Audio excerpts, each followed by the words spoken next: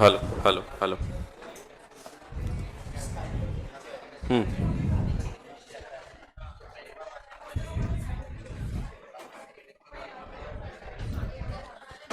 सो good evening friends. आज कम है क्या बच्चे बारिश के कारण? अभी तक उतरी नहीं पचमढ़ी? पचमढ़ी से आ गए ना वापस? हाँ तो थक गए तो चलो ठीक है, जाऊ द्या. हाँ काय करायचं आपल्याला. सो बेसिक देखते हैं फिर आज. जल्दी छोड़ दूंगा और क्या, क्योंकि अब बच्चे कम हैं तो बेसिक पढ़ के जल्दी है ना क्या, फिर भी 45 मिनट की क्लास है, लगभग उतना चली जाएगा बेसिक भी देखने में, क्योंकि क्या है क्या नहीं है वो देखते हैं. बाकी मेरे बारे में तो आप जानते ही हैं, मैं कभी कभी पढ़ाता हूँ. तो इंट्रोडक्शन क्या देना है, आप सब जानते हैं. मैं पढ़ाता हूँ बस. मेरे मैं वही काम का है ना आपके, मैं अच्छा पढ़ा रहा तो मैं आपके काम का हूँ, बेकार पढ़ा रहा तो कुछ भी किया हूँ कोई काम का नहीं हूँ मैं आपको.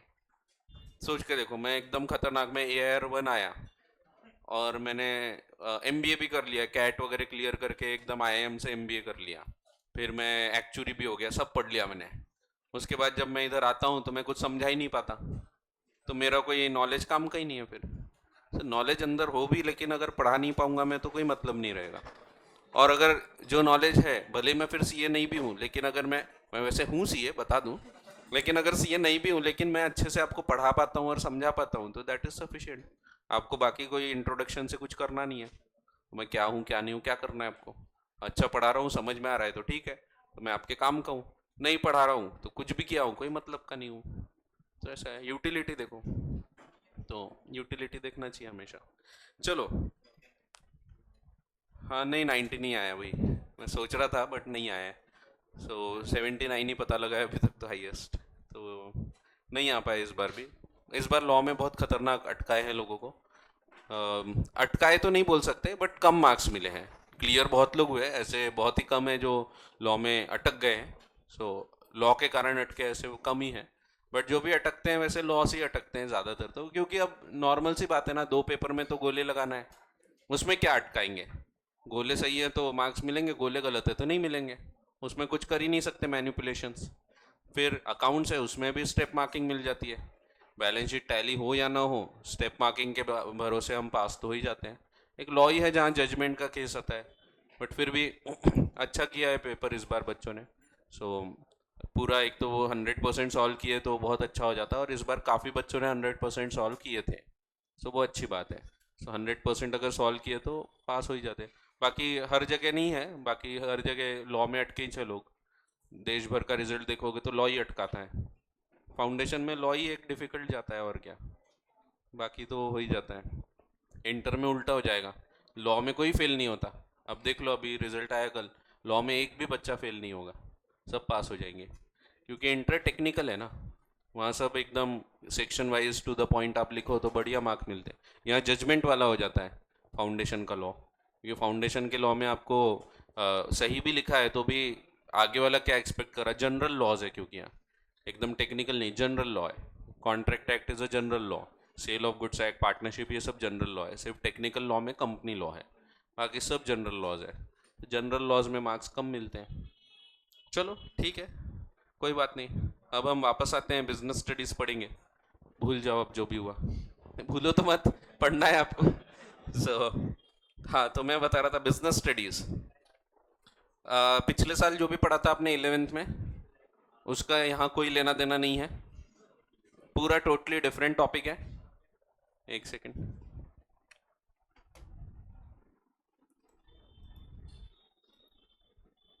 हाँ तो, हाँ मैं बता रहा हूँ कि जो लोग ऑनलाइन कर रहे हैं. हाँ हाँ. अच्छा, कैमरा तो ऑन है, बट फिर से मैं शेयर कर देता हूँ.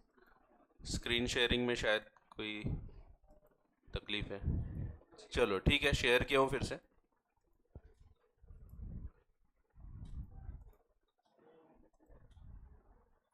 हाँ शेयर किया हूँ फिर से.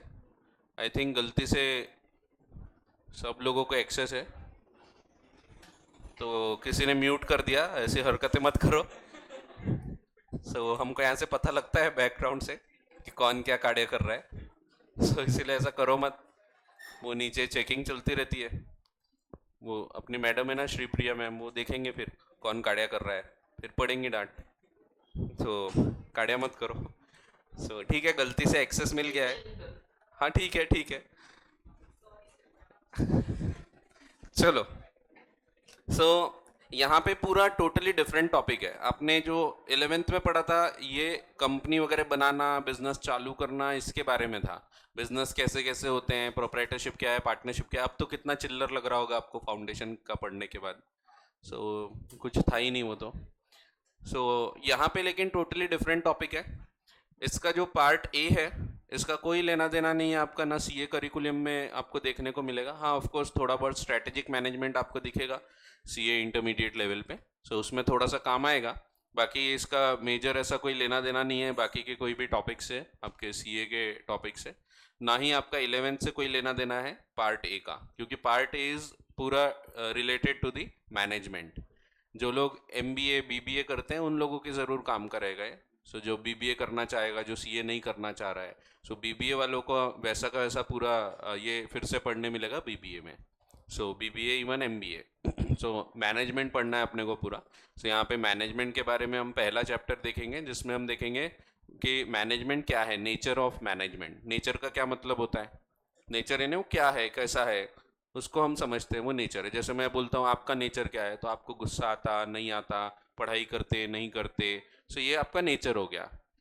वैसे यहाँ मैनेजमेंट का नेचर क्या है, मैनेजमेंट कैसा है वो समझेंगे हम। मैनेजमेंट क्या एक कला है ये समझेंगे, क्या वो एक विज्ञान है ये समझेंगे। Is management an art, is management a science, तो ये सब चीज़ें अपने को समझना है। तो यस, थोड़ी कला तो है ही, मैनेजमेंट एक कला होती है, मैनेजमेंट एक प्रकार का विज्ञान भी होता है। ये समझेंगे अपन ये सब क्या है, नेचर क्या है उसका। फिर क्या ये मैनेजमेंट एक प्रोफेशन है वो समझेंगे हम, प्रोफेशन क्या होता है, उसकी क्या विशेषताएं होती हैं, वो देखेंगे थोड़ा बहुत। इसके बाद फिर हम इसी में और कुछ बेसिक बातें करेंगे, मैनेजमेंट में क्या क्या चीज़ें हमको देखना होता है, what is efficiency, what is effectiveness, ऐसे बेसिक सी सब चर्चाएं हम लोग यहाँ पे करेंगे। दूसरा जो चैप्टर है इसमें प्रिंसिपल्स देखेंगे हम। तो ये स्कूल जाएंगे, नहीं वो नहीं, प्रिंसिपल यानी सिद्धांत। सिद्धांत नाम भी होता है किसी किसी का, सिद्धांत यानी रूल्स। ठीक है, तो रूल्स बनते हैं यहाँ पे भी, कई रूल्स रहेंगे जो रूल्स ऑफ मैनेजमेंट हमको पढ़ना है। ये रूल्स बनाए गए हैं और केस स्टडीज़ के बेसिस पे, केस हुआ वहाँ पे हमने देखा अच्छा ऐसा होता गया, बोले अरे इससे तो गड़बड़ हो जाती, तो हमने एक रूल बना दिया। ऐसे रूल होते हैं बहुत सारे। जैसे एक सिंपल सा एग्जांपल कि मैंने आकाश भैया को बोला कुछ काम करने के लिए, आकाश भैया इधर आते हैं और उतने में उनको दूसरा कोई फ़ोन आ जाता है, पवन सर कुछ और बोल रहे हैं, वो भी तुरंत बुला रहे हैं चलो इधर आओ। अब दो जन एक जन को ऑर्डर देंगे तो अच्छे से काम नहीं कर पाएगा, वो काम बसका देता है। ये चीज़ हमने देखा, फिर हमने सोचा अरे ऐसा हमेशा होता क्या, तो हमने बोले चलो सुनील भैया पे रूल अप्लाई करते हैं।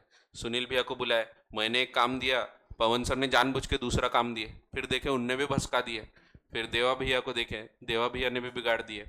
तो हमने इसका एक रूल बना दिया कि जब भी कोई काम करने दिया जाता है तो उसमें एक ही बॉस होना चाहिए, दो बॉस अगर होंगे तो फिर ये सही नहीं होता, ऐसा रूल बना दिया हमने। ऐसा मैनेजमेंट प्रिंसिपल एक है, one who serves two bosses serves none. अगर दो बॉस है तो जाहिर सी बात है दोनों का नहीं सुन पाएंगे। ये तकलीफ तो आपसे ज़्यादा और कौन समझ सकता है, मम्मी कुछ बोल रहे, पापा कुछ बोल रहे, अपन बीच में पिस रहे हैं। अब बॉस ही है ना अपने, वैसा देखे तो होता है ऐसा। ऐसे रूल्स बना दिए अपन ने। तो ये जो रूल्स हैं ये अपन समझेंगे यहाँ पे।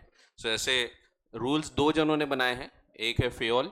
फेयोल कौन है ये पढ़ेंगे, ये पिताजी है मैनेजमेंट के, father of management, general management. हाँ, जैसे फादर ऑफ इकोनॉमिक्स पढ़ा था आपने, एडम स्मिथ पढ़े थे ना, वैसे यहाँ पे हम इसके जो मैनेजमेंट के पिताजी हैं उनसे मिलेंगे। वो क्या है, वो क्या बोलते हैं, उनके बारे में पढ़ेंगे थोड़ा बहुत। फिर दूसरा एक और है, एक साइंटिफिक मैनेजमेंट है, उसके एक पिताजी है टेलर, उनसे मिलेंगे। टेलर कौन है, तो टेलर दर्जी नहीं, वो अलग है। यहाँ टेलर स्पेलिंग भी अलग है।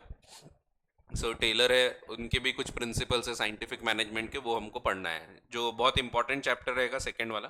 फर्स्ट भी है इंपॉर्टेंट बट सेकेंड बहुत ही इंपॉर्टेंट है, उस पर 100% क्वेश्चन आते ही हैं एग्जाम में। और अब 12th में तो आपको पता ही है ये एक ऐसा सब्जेक्ट है जिसमें आप बहुत अच्छा स्कोर कर लिए तो आपका पेपर क्या पूरा एग्रीगेट अच्छा हो जाएगा, स्कोर बहुत अच्छा हो जाएगा। क्योंकि 80 तक तो आप ऐसे ही ला लोगे, 20 मार्क तो आपके प्रोजेक्ट वर्क की है, 20 में से 20 स्कूल वाले दे ही देंगे।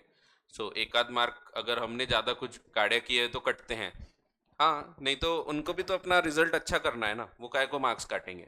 स्कूल को भी मैटर करता है रिजल्ट। सो स्कूल वाले कभी मार्क्स ऐसे नहीं काटते, अनलेस अगर हमने कुछ काढ़िया किए हैं, अगर कुछ खुराफाती किए हैं, टीचर वीचर को ज़्यादा तंग किए हैं तो बात और है। सो लेकिन अगर ऐसा कुछ नहीं है तो मिल जाते हैं मार्क्स। और 20 मार्क आपके ऑब्जेक्टिव आएंगे 100%, 20 मार्क में से पूरे 20 मिल जाएंगे आपको।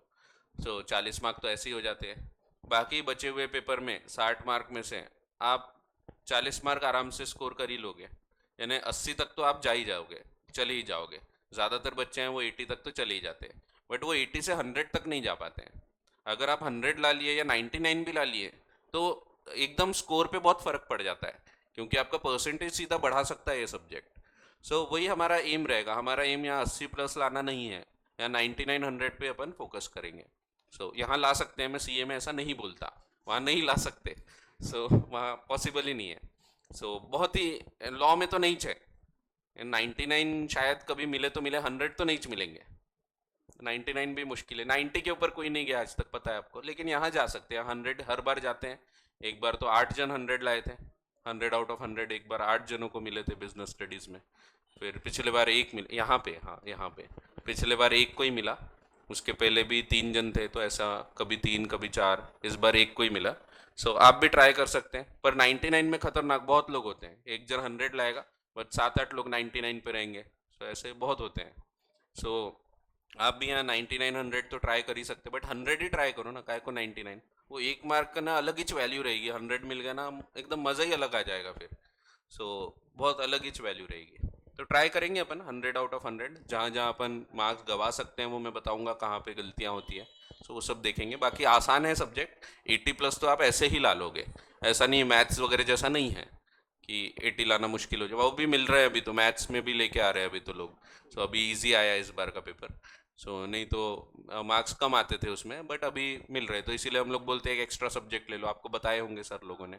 इसीलिए बोलते हैं ताकि बेस्ट ऑफ 5 में आपका अगर एक आध पेपर भसक भी गया तो, या बिगड़ भी गया तो दूसरे पेपर में वो सेट ऑफ हो जाएगा और आप ज़्यादा अच्छा स्कोर कर लोगे, तो आपका रिजल्ट अच्छा हो जाएगा उससे। इसीलिए एक वो पीटीवीटी टाइप का कुछ उठा लो बोलते हैं, फिजिकल एजुकेशन।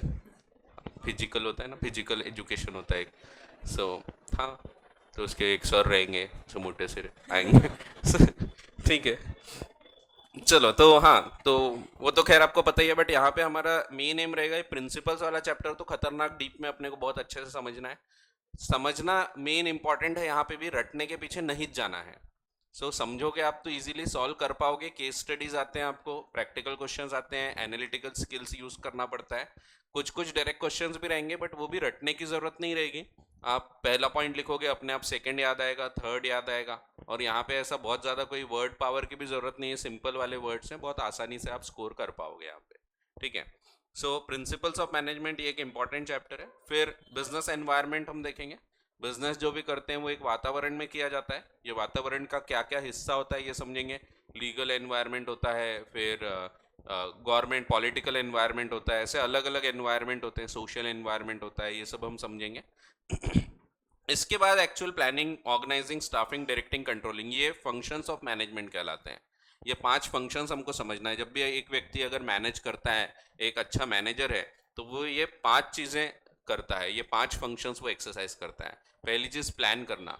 ये सब्जेक्ट आपको रियल लाइफ में भी बहुत हेल्प करेगा, सेल्फ डिस्कवरी में, खुद को अपने को आगे बढ़ना है। सेल्फ मैनेजमेंट भी आप इससे सीख सकते हैं। इससे आपको बाकी भी जगह फ़ायदा मिलेगा ही। इवन आप पढ़ाई में फ़ायदा ले ही सकते हैं, इवन सीए के एग्जाम्स में फ़ायदा मिल जाएगा। भले आपको इसके क्वेश्चंस नहीं आएंगे, बट प्रैक्टिकली अगर ये चीज़ें आप अपने लाइफ में अगर यूज़ करते हैं तो बहुत इम्पैक्ट पड़ता है उससे। और सेल्फ मैनेजमेंट ही सबसे इंपॉर्टेंट होता है। टाइम तो मैनेज होता नहीं, मैनेजमेंट अपन को खुद को करना पड़ता है, क्योंकि टाइम मैनेजमेंट मिथ है। मैं भी एक बार ऐसे ही हुआ था, मम्मी को बोला था टाइम नहीं मिलता, टाइम मैनेज नहीं हो रहा, पढ़ता था जब तब। तो बोले बेटा टाइम मैनेज कर ही नहीं सकता कोई, self management is the key. खुद को मैनेज करना सीख, टाइम अपने आप मैनेज होगा। तब समझा कि यार हाँ, टाइम मैनेजमेंट तो कुछ है ही नहीं, क्योंकि 24 घंटे सबके पास उतने ही है। खुद को कितना एफिशिएंटली हम मैनेज करते हैं उससे अपने आप टाइम मैनेज हो जाएगा। तो वो मम्मी की बात आज तक याद है मेरे को। याद रहती हैं ऐसी चीज़ें। और वो उसके बाद से फिर सही में प्रॉब्लम नहीं गई टाइम मैनेजमेंट वाली चीज़ों में। क्या प्रायोरिटी है उसको ध्यान में रखते हुए बराबर सब मैनेज हो जाता है फिर। खैर, सो ये सब आप यहाँ पे सीखेंगे। प्लानिंग, प्लान कैसे करते हैं। ऑर्गेनाइजिंग, ऑर्गेनाइज कैसे करते हैं चीज़ों को। फिर स्टाफिंग, स्टाफ को अपॉइंट करना, कौन सा काम कौन करेगा, ये सब चीज़ें। फिर डायरेक्टिंग, काम करवा के लेना पड़ता है क्योंकि काम करते नहीं है लोग खुद से। लोगों को बोलना पड़ेगा कि काम करो, ऐसा करो, ऐसा करो, लगातार पीछे रहना पड़ता है उनके। वो फिर काम करेंगे। इसमें हम डायरेक्ट करते हैं। Directing is also function of the management. And controlling, आखिर में फाइनल हमको कंट्रोल करना है। फिर यहाँ ख़त्म नहीं होता, फिर से प्लानिंग पे आते हैं अपन। कोई भी एग्जाम्पल ले लो आप। 10th में क्या किया आपने, प्लानिंग किए पहले, ऐसा करेंगे, ऐसा पढ़ेंगे वगैरह। ऑर्गेनाइज किया, ऑर्गेनाइज करना है ना, चीज़ों को इकट्ठा करना। आपने बुक्स वगैरह लेके आए होंगे, फिर कौन सा पेन यूज़ करेंगे, कैसा लिखेंगे, सब चीज़ आपने ऑर्गेनाइज करते गए। अब स्टाफिंग यहाँ नहीं होता क्योंकि स्टाफिंग जो है वो जब एक से ज़्यादा लोग हैं, जैसे आप टीम वर्क कर रहे हैं, वहाँ लगेगा। यहाँ तो अपने को ही पढ़ना है, ऐसा नहीं कि मेरे बदले तू पढ़ ले। स्टाफिंग यहाँ नहीं लगता। डायरेक्टिंग, खुद को डायरेक्ट करते हैं अपन यहाँ पे, कैसा काम करना है, कैसे क्या आगे बढ़ना है। इसमें हम लीडरशिप स्किल्स वगैरह भी समझेंगे डायरेक्टिंग वाले फंक्शन में। एंड देन कंट्रोलिंग, कंट्रोल करना है ना, जो गलतियां हुई उसको सुधारना। वहाँ कंट्रोलिंग लगता है। फिर से यहाँ ख़त्म नहीं हो गया, ऐसा नहीं कि हो गया मैनेजमेंट ख़त्म। फिर हमारा 11th चालू हो गया। 11th में फिर प्लानिंग चलता रहा। ये सब कंपनीज में चलता रहता है। Planning, organising, staffing, directing, controlling. फिर 11th हो गया, 12th आ गया। 12th में फिर प्लान बना रहे अपन, फिर ऑर्गेनाइजिंग होगा, फिर स्टाफिंग, डायरेक्टिंग, कंट्रोलिंग। तो ये चलता रहता है। ये फंक्शंस जो है ये ख़त्म नहीं होते, नेवर एंडिंग साइकिल है। हर बिजनेस ऑर्गेनाइजेशन में चलता रहता है, हर मैनेजर ये कंटिन्यूसली चलाता रहता है।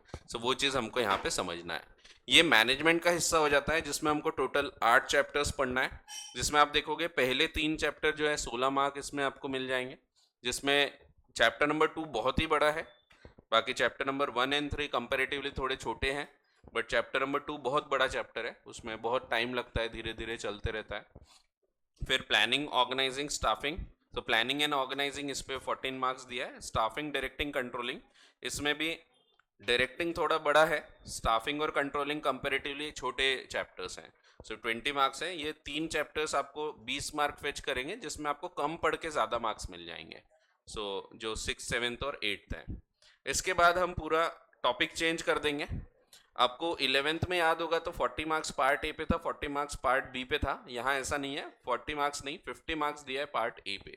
मैनेजमेंट ये मेजर मार्क्स होल्ड करता है। एंड फाइनेंस एंड मार्केटिंग ये 30 मार्क्स का है। आपको एक प्रोजेक्ट वर्क भी रहेगा 20 मार्क्स का। और ये प्रोजेक्ट वर्क वैसे देखा जाए ना तो इनमें से होता है।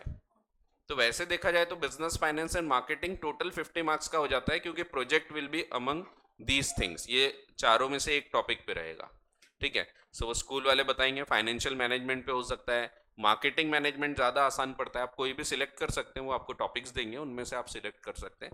ज़्यादातर बच्चे मार्केटिंग मैनेजमेंट और फाइनेंशियल मार्केट वगैरह सिलेक्ट करते हैं। मार्केटिंग मैनेजमेंट ईजी हो जाता है प्रोजेक्ट बनाना, तो बहुत ही आसानी से आप वो चीज़ कर सकते हैं। तो मार्केटिंग आपने बहुत सारी जगह सुना ही होगा, पढ़ा ही होगा। कोलगेट वाला एग्जाम्पल सुना होगा आपने। कोलगेट वो थोड़ा सा माउथ बड़ा कर दिए तो वो सब, हाँ वो एक्चुअल एग्जाम्पल है। मैं बताया था लोग उसमें भी झूठ बोलते हैं। हाँ, मेरा दोस्त था। अरे ठीक है, तो आपका दोस्त 80 साल का होगा अभी। चलो ठीक है।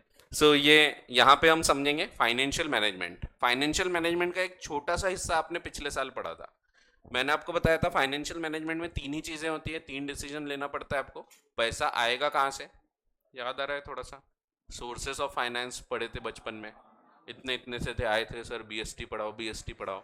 तब मैंने आपको बताया था कि बीएसटी में आपको यहाँ पे फाइनेंशियल मार्केट का सिर्फ एक हिस्सा है जिसमें पैसे के सोर्सेस आप देखोगे।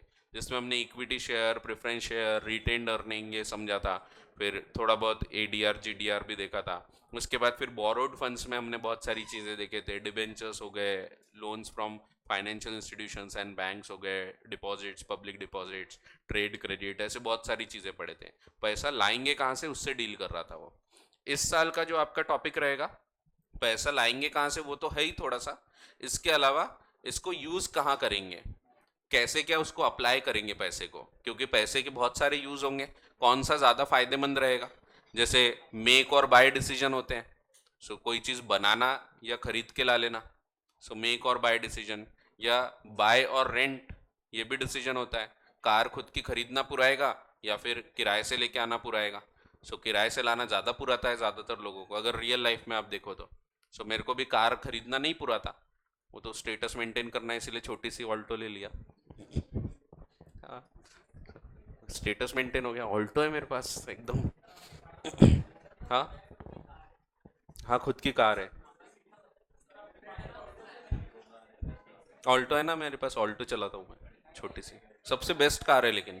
हाँ। हाँ, अर्टिका भी है, वो रखी रहती है, मैं नहीं चलाता हूँ। मेरे को बोर होता है, बाइक ही चलाता हूँ मैं, बाइक अच्छा लगता है। अर्टिगा हाईवे पे मज़ा आती है, यहाँ पे कहाँ बार बार ब्रेक लगाओ। मेरे को यहाँ आने को इतना टाइम लग जाता है, उधर वो अग्रसेन चौक पे कुछ काम चालू है, उधर वो राम भंडार के सामने भीड़ रहती है। फिर उधर से भी आओ तो वो लोहा पुल बंद है, फिर घूम के आओ उधर से शंकर नगर होके। बहुत ही खतरनाक है, तो पुराता ही नहीं गाड़ी निकालना। सो कार चलाना बहुत ही भारी पड़ जाता है। सोच रहा था ड्राइवर रख लूँ, फिर और महंगा हो जाएगा। सो इसीलिए सोचा जाने दो। सो ड्राइवर रखना पुराता है हम लोग को, क्योंकि इतने चक्कर होते हैं, तो अपन अपना काम कर सकते बैठे बैठे। ठीक है। खैर, तो हाँ, तो ये बनाना या खरीदना, ज़्यादातर लोगों को कार खरीदना नहीं पुराता, कार किराए से लाना ज़्यादा पुराता है। जब लग रहा है ओला कर लो, किराए से ला लो। ये भी मेरे को जब एक्चुअल मैंने कैलकुलेट किया तब समझा। मेरा एक बार हाथ टूट गया था ऐसे ही, जैसे अभी नीरज सर का पैर टूटा है वैसा मेरा हाथ टूटा था एक बार। फुटबॉल खेल रहे थे, तो ऐसे ही किसी ने किक मारा, मैंने गोलची बना था, ऐसे हाथ डाला तो ये टूट गया। ये पूरा लिगामेंट्स टूट गए थे, जैसा नीरज सर के साथ वही हुआ है, हादसा, लिगामेंट्स ब्रेक हुए हैं। सो मैं कार भी नहीं चला सक रहा था, बाइक भी नहीं। तब मैंने सोचा उस टाइम बेस्ट ऑप्शन था, मेट्रो भी था बट बेस्ट ऑप्शन था कैब कर लो। तो समझा यार कैब तो ज़्यादा पुरा रही है, अगर 200-250 रुपये भी ले रहे हैं तो भी मेरे को कम पैसा लग रहा है, क्योंकि मेरे को पेट्रोल में ज़्यादा लग जाता है। 4 चक्कर अगर हो रहे हैं मेरे, या 3 चक्कर भी हो रहे हैं, कभी 2 चक्कर यानी आना जाना मिला के। सो आना जाना 15 किलोमीटर हो जाता है, तो 2 बार आ रहे जा रहे 30 किलोमीटर हो गया। कहीं 3 बार आए तो 45 किलोमीटर रोज की कार चला लेता हूँ मैं। तो बहुत महंगा पड़ता है पेट्रोल, उसके बाद इंश्योरेंस कराओ। तो कार खरीद लिए, 15 लाख की कार है, इंश्योरेंस कहीं जा रहे हैं अपने को पैसे। तो इसलिए महंगी कार तो कभी नहीं पुराती। 1 करोड़ की कार मैं खरीद नहीं सकता क्या? खरीद सकता हूँ, लेकिन क्यों नहीं खरीदता मैं? क्योंकि नहीं, एक्चुअल में फैक्ट है, इंश्योरेंस ही तो कितना ज़्यादा हो जाएगा। सो हाँ, तो ज़्यादा ही लगेगा इनफैक्ट। 2 लाख रुपए भी इंश्योरेंस की जा रहे तो फालतू जा रहे ना वो। 2 लाख रुपए साल के मैं इंश्योरेंस ही भर रहा हूँ। 1 करोड़ की कार खरीद लिए, 2 लाख इंश्योरेंस में जा रहे, कोई मतलब ही नहीं है। सो इसीलिए सोच समझ के खरीदना पड़ता है, इमोशन में नहीं बना अरे यार इसने लिया है, ऑडी खरीद लिया मैं भी खरीद डालूँ, तो नहीं। सो ऐसा नहीं कि दोस्त ने खरीद लिया तो अपन खरीद लो। तो मेरे दोस्तों के पास है, खतरनाक अमीर दोस्त हैं, तो बहुत पहले पूछते नहीं अमीर हैं वो लोग पहले से, तो खतरनाक अमीर दोस्त लोग हैं मेरे। अभी उस दिन हम लोग गए थे, गोंडवाना क्लब गए थे, तो खतरनाक सब एकदम बड़ी बड़ी गाड़ियाँ लेके आए। कोई ऑडी लेके आया, कोई पोर्शे लेके आया, सब अमीर अमीर दोस्त थे। और मैं गया था, मेरे ब्रदर इन लॉ की एक वो स्कूटी है, उसने लिया है नहीं, तो वो मैं लेके गया था। अजीब सा लग रहा था। तो वहाँ पे वो गार्ड वगैरह भी अपने को बोलते हैं हाँ भैया वो उधर, वो दूर में है उधर, वो झाड़ के नीचे लगाओ। So, ठीक है। तो खैर, तो हाँ, तो मैं बता रहा था कि ये नहीं पुराता एक्चुअल में ज्यादातर लोगों को, तो ये अपन कैलकुलेट करेंगे यहाँ पे। सो वैसे आपको अगले साल इंटरमीडिएट में, सीए फाउंडेशन नहीं, इंटरमीडिएट में आपको फाइनेंशियल मैनेजमेंट बहुत डीप में पढ़ना है। यहाँ एक चैप्टर है, वहाँ पूरा एक सब्जेक्ट है जो आपको नीरज सर पढ़ाएंगे, उसमें आपको ये सब चीज़ें बहुत डीप में समझने मिलेगी। सो इसमें हाँ, एफएम। सो उसमें आपको ये सब एक्चुअल में कैलकुलेट करना रहेगा। यहाँ भी हम समझेंगे रिटर्न ऑन इक्विटी क्या होता है, बहुत सारे रेशियोज समझेंगे हम। डेट इक्विटी रेशियो क्या होता है, इसको कैसे यूज करते हैं। सो हाँ, ऑफ कोर्स आपने पढ़ा होगा, बट यहाँ भी हम और पढ़ेंगे, यहाँ डिटेल में आपको और आएगा। एंड फाइनेंस में भी कभी कभी लोन लेके आना पुराता है, तो वो पढ़ेंगे अपन यहाँ पे। ऐसा नहीं है कि लोन में काम नहीं करना चाहिए, इतनी बड़ी बड़ी कंपनी है। मेरे फ्रेंड है मुकू भाई, अब मुकू भाई अपना इतना इतना पैसा है उनके पास, फिर भी लोन लेके आते हैं, लोन पे काम कर रहे हैं। तो उनको क्यों पुराता है वो हम समझेंगे। ट्रेडिंग ऑन इक्विटी या फाइनेंशियल लिवरेज का कॉन्सेप्ट है। सो पढ़ा होगा आपने, यहाँ पे फिर से रहेगा हूँ, तो वो अपने को यहाँ पे डीप में पूरा कैलकुलेट करके देखना पड़ेगा। सो कैसे क्या उससे फ़ायदा होता है ये समझेंगे अपन। सो कभी कभी लोन लेके आना पुराता है। अब जैसे मैं चाहूँ तो मेरा होम लोन मैं कभी भी ख़त्म कर सकता हूँ, लेकिन नहीं करते क्योंकि होम लोन पुराता है। 8% पे लोन मिल रहा है, अगर मैं पैसा एक्स्ट्रा भी है तो उसको भरने के बदले कहीं अगर इन्वेस्ट कर दूं और मुझे 9% भी मिल रहा है तो मुझे फ़ायदा ही है। इवन 8% भी मिल रहा है तो फ़ायदा है, क्योंकि उधर कंपाउंडिंग होगा और इधर पे तो रिड्यूस होते जाएगा बैलेंस। सो इसीलिए वो डिसीजन हमको लेना पड़ता है, क्या लोन भर देना पुराएगा या नहीं पुराएगा, लोन पे काम करना है या नहीं करना है, ये सब फाइनेंशियल मैनेजमेंट का हिस्सा है। ये दूसरा डिसीजन हो गया। पहला डिसीजन जो होता है फाइनेंशियल मैनेजमेंट का, जो आपने फाउंडेशन में पढ़ा था, सॉरी 11th में पढ़ा था, जिसमें आपने देखा था कि पैसा लेके कहाँ से आना। अब वो पैसा लेके कहाँ से आना आपने सिर्फ सोर्सेस पढ़े थे, लेकिन कौन सा सोर्स कब पुराएगा ये चीज़ हमको यहाँ कैलकुलेट करना है।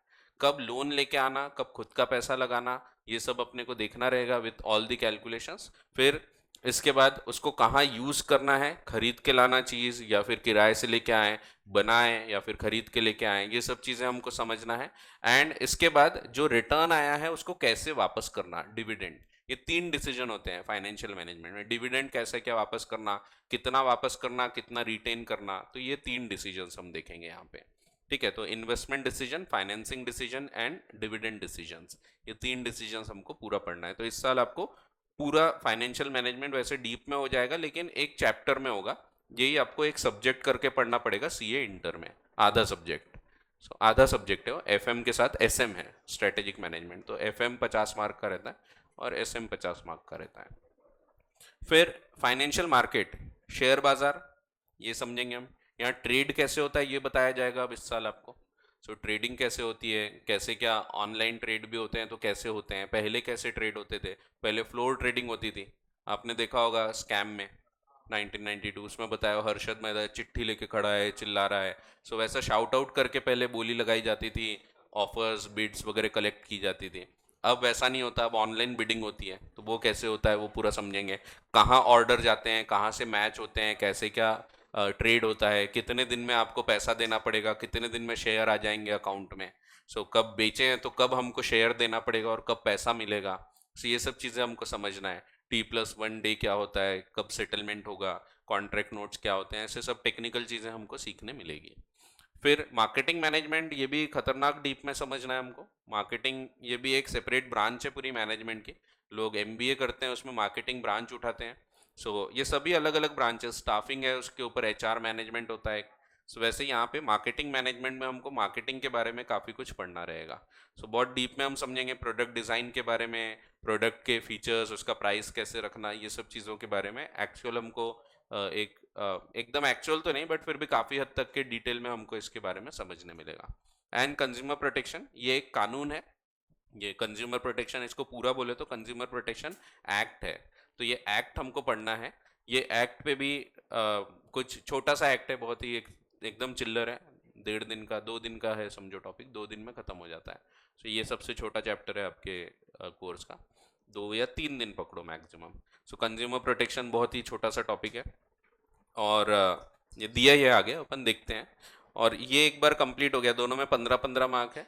इसमें मार्केटिंग मैनेजमेंट बड़ा टॉपिक है, कंज्यूमर प्रोटेक्शन छोटा टॉपिक है। तो मेजर क्वेश्चंस जो है मार्केटिंग मैनेजमेंट में से आएंगे और इसमें दोनों ही लगभग सिमिलर वेटेज रखते हैं, financial management as well as financial market. फिर प्रोजेक्ट वर्क, इसमें एक रहेगा आपको, बहुत सारे प्रोजेक्ट्स है उसमें से एक आपको रहेगा, एक करना रहेगा। अब ये नेचर वगैरह मैं बताता नहीं अभी, बट मैंने जैसा आपको बताया क्या मैनेजमेंट एक विज्ञान है, एक कला है या प्रोफेशन है, ये हम समझेंगे यहाँ पे। लेवल्स ऑफ मैनेजमेंट क्या होता है, top level, medium level, middle level या लोअर लेवल।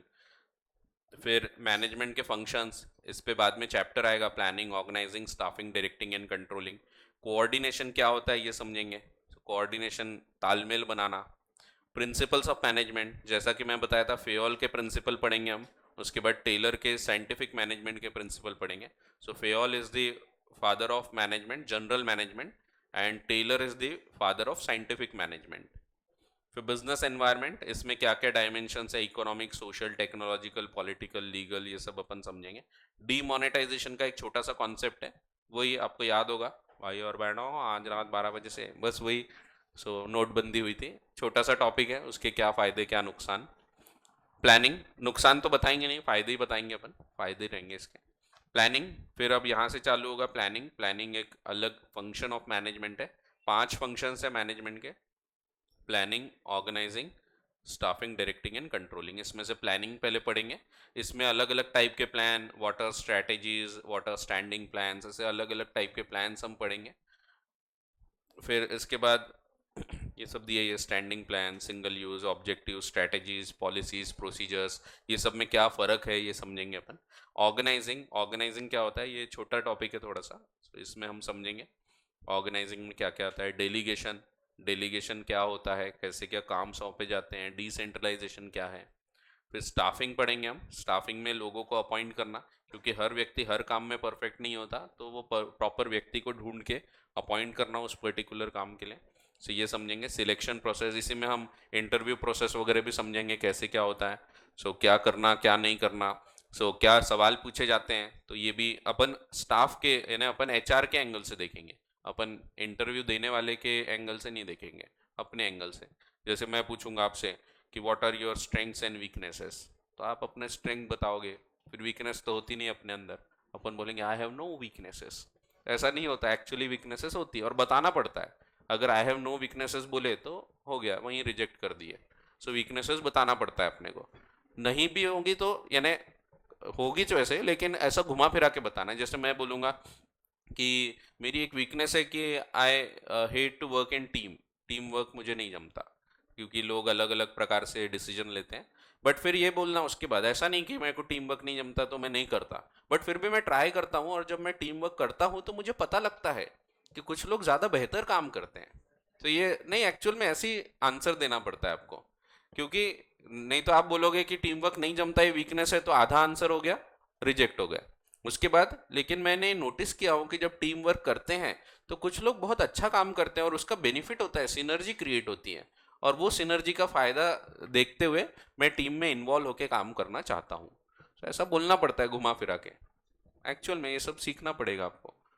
तो ये सब यहाँ पे रहेगा, थोड़ा बहुत बताऊंगा मैं आपको, बाकी तो रियल लाइफ सिखाती है बहुत बहुत सारी चीज़ें। सो हाँ, हाँ बोल सकते हैं, वो भी वीकनेस है कि वर्कोहॉलिक हूँ, बट उसका भी फिर कुछ आइडिया देना पड़ेगा कि मैं फिर भी ट्राई कर रहा हूँ थोड़ा वर्क लाइफ बैलेंस बनाने का, क्योंकि एम्प्लॉयर्स भी वर्कहोलिक लोगों को नहीं पसंद करते। ऐसा नहीं है कि वर्कहोलिक बोल दिए तो, क्योंकि उसका कहीं ना कहीं इम्पैक्ट पड़ता है। पर्सनल प्रॉब्लम्स चलेंगी तो इधर वर्क में प्रॉब्लम होती है फिर। तो इसीलिए बैलेंस ट्राई करता हूँ, I try to strike a balance between work and life. So ऐसा बताना पड़ता है फिर। सो हर चीज को, वो बोलने का तरीका होता है, बोल वही चीज रहे लेकिन किस प्रकार से बोल रहे हैं उससे फर्क पड़ता है। ठीक है। सो वैसे ही आई हेट डेलीगेशन बोल सकते हैं। मैं डेलीगेट नहीं करता हूँ क्योंकि मुझे लगता है कि ये काम इससे कराऊंगा उससे ज़्यादा अच्छे से तो मैं कर सकता हूँ। सो मैं सबसे अच्छे से काम करता हूँ, इसीलिए डेलीगेशन नहीं करता। लेकिन फिर जब डेलीगेट करता हूँ तब रियलाइज़ होता है कि अपने पास स्पेयर टाइम मिल जाता है और अपन कुछ और प्रोडक्टिव काम में टाइम दे सकते हैं, तो इसलिए डेलीगेट करने का मैं फिर कोशिश करता हूँ। इस टाइप से घुमा फिरा के बताना पड़ेगा आपको। सो रियल लाइफ में बहुत काम आएगी ये चीज़ें। मैं बताया ना, ये सब्जेक्ट ऐसा है, रियल लाइफ में बहुत काम आएगा।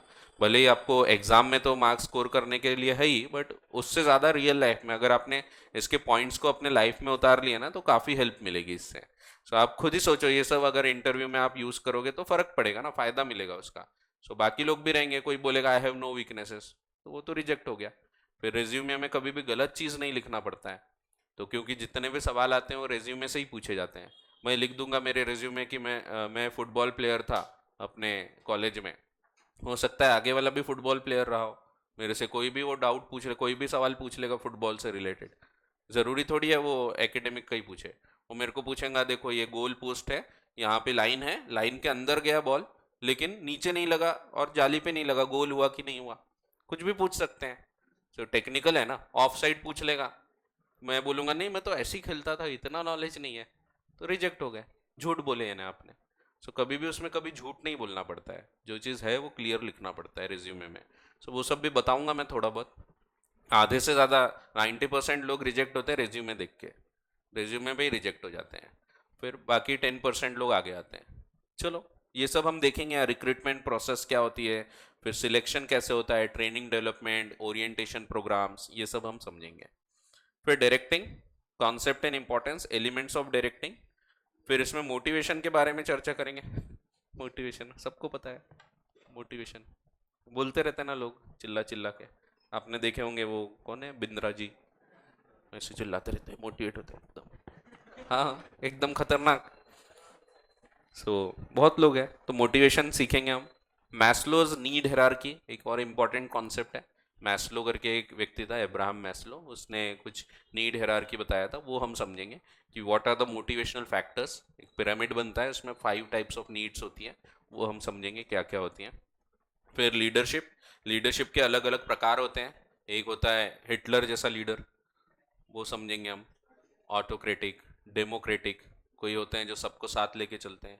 एक होता है लेजिस फेयर लीडरशिप या फ्री रीन, जैसे मैं ऐसा करता हूँ, मैं जो सबको पूरी अथॉरिटी दे देता है। मेरे ऑफिस में सबको पूरी अथॉरिटी है, तुम क्लाइंट को फ़ोन कर सकते हो, पैसे मांग सकते हो, जो करना है। हाँ एक्चुअल में मेरे से पूछने की ज़रूरत नहीं कि मेरे से पूछोगे सर वो इतने पैसे जीएसटी के लग रहे तो उनसे मंगाना है क्या, पूछने की ज़रूरत नहीं, डायरेक्टली फ़ोन करो क्लाइंट को। तो वो फ्री रेन लीडरशिप होती है, हर व्यक्ति को लीडर मान के अपन काम करवाते हैं। उन लोग को भी मोटिवेशन आता है उससे। सब अलग अलग टाइप में, अलग अलग जगह अलग अलग काम आता है, तो हर किसी में अलग अलग चीज़ डोमिनेट होती है। वो हम समझेंगे कि लीडरशिप की 3 स्टाइल्स हैं, कौन सी स्टाइल कब यूज़ करना, ये हम समझेंगे। ये देखेंगे। और कम्युनिकेशन, ये बहुत ही आसान है। Communication formal, informal. Informal communication को भी हम यूज़ कर सकते हैं कई बार। इसको ग्रेप वाइन बोलते हैं। ग्रेप वाइन नहीं, वो वाली वाइन नहीं है, वो वाइन है ना, वो ऐसी बेल जो जाती है ना। इनफॉर्मल कम्युनिकेशन कैसा होता है, ऐसा आड़ा टेढ़ा कहीं भी घुस जाता है। ग्रेप वाइन वैसी होती है। इसीलिए इसको ग्रेप वाइन भी बोला जाता है। यानी जो जैसे इनफॉर्मल कम्युनिकेशन है, अरे पता है क्या उस दिन शशांक सर दिखे थे वहाँ पे, हाँ। ये इनफॉर्मल है। सो ये चीज़ें खतरनाक फैलती है, तो इसका भी फायदा उठा सकता है एक अच्छा मैनेजर। कोई चीज़ मुझे अगर फैलाना है तो मैं बता दूंगा, किसी को बताना मत, तो फिर और जल्दी फैलेगी वो चीज़ें। तो वो सब पॉलिसीज कई बार हम लोग इस प्रकार से भी फैला सकते हैं, तो ये सब समझेंगे हम यहाँ पे। What are the barriers to the effective communication and how to overcome those barriers, वो हम समझेंगे। सिमेंटिक बैरियर्स क्या होते हैं, फिर बहुत सारे बैरियर्स होते हैं, एक एक करके अपन सब चीज़ समझेंगे। कंट्रोलिंग देखेंगे, कंट्रोलिंग आसान है। उसके बाद फिर हम लोग आ जाएंगे बिजनेस फाइनेंस, फाइनेंशियल मैनेजमेंट, जिसमें मैंने बताया फाइनेंशियल डिसीजन में हमको तीनों डिसीजन देखना है इस बार, इन्वेस्टिंग, फाइनेंसिंग एंड डिविडेंड। फिर फाइनेंशियल प्लानिंग का कॉन्सेप्ट, कैपिटल स्ट्रक्चर यानी how much debt and how much equity should be used, fixed capital and working capital, किसमें कितना पैसा लगाना और कौन सा पैसा कहाँ से लेके आना। रूल्स होते हैं कुछ, वो रूल्स हम समझेंगे। कभी भी अगर आपको फिक्स कोई एसेट खरीदना है तो it should never be financed with the short term borrowings, it should be financed with long term borrowings only. ऐसे रूल्स होते हैं और लॉजिकल है एकदम। आप सोच के देखो, मैंने उधारी लेके आया 3 महीने की, भाई 10 लाख रुपए चाहिए 3 महीने के लिए, इधर मैंने मकान बना लिया 10 लाख रुपए का, तो चुकाऊंगा कैसे मैं उधारी। कभी भी अगर मैं फिक्स एसेट खरीद रहा हूँ तो लॉन्ग टर्म बोरिंग लेना चाहिए, शॉर्ट टर्म से नहीं करना चाहिए। ऐसे सब रूल्स होते हैं, वो हम यहाँ पे समझेंगे।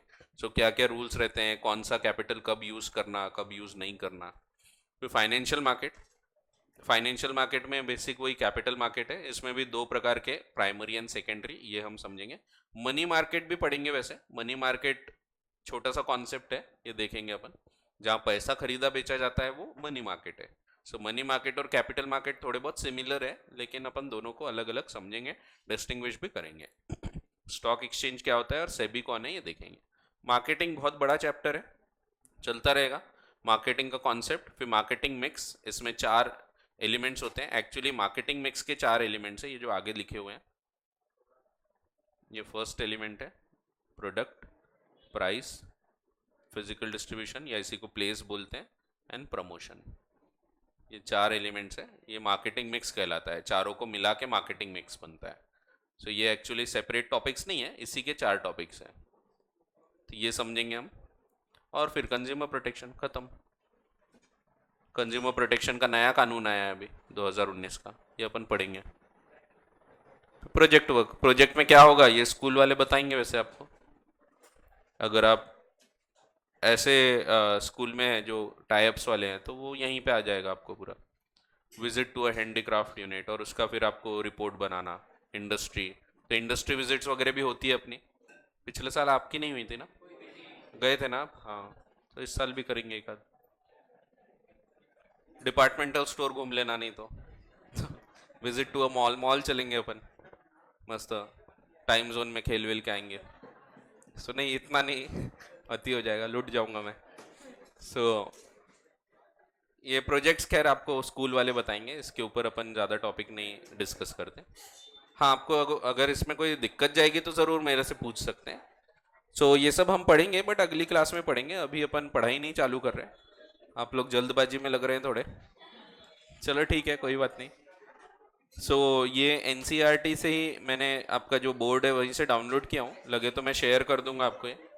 बाकी वैसे ज़रूरत नहीं है कुछ, पर फिर भी आपको लगता है तो शेयर कर दूंगा। ठीक है। सो कोई डाउट होंगे तो पूछ लो, नहीं तो कंक्लूड कर लेते हैं।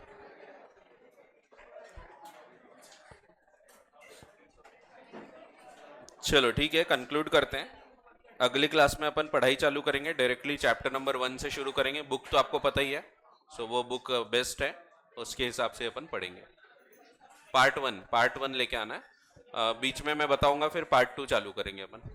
ठीक है, चलो, थैंक यू।